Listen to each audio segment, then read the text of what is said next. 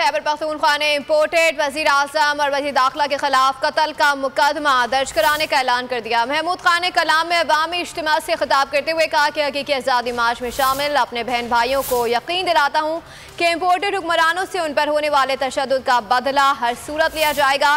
Petroleum मसवाती कीमतों में इजाफे पर रद्द-ए-अमल देते हुए कहा कि जिन चोरों को ये हुकूमत मिली है वो सिर्फ मुल्क में महंगाई का तूफान ला रही है। उनको अवामी मफाद से कुछ लेना देना नहीं, उनका मकसद सिर्फ खुद पर कायम केसेस का खात्मा है।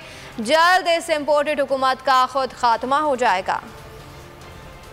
चोरों इम्पोर्टेड लोगों को हुकूमत मिली है और ये जो प्राइम मिनिस्टर है, ये जो जिस तरीके से ये मुल्क चला रहा है, परसों रात जो उन्होंने 30 रुपये पर लीटर जो ऑयल को महंगा किया और इसके अलावा आटे को महंगा तकरीबन 18 रुपये पर किलो उन्होंने उसको महंगा किया है।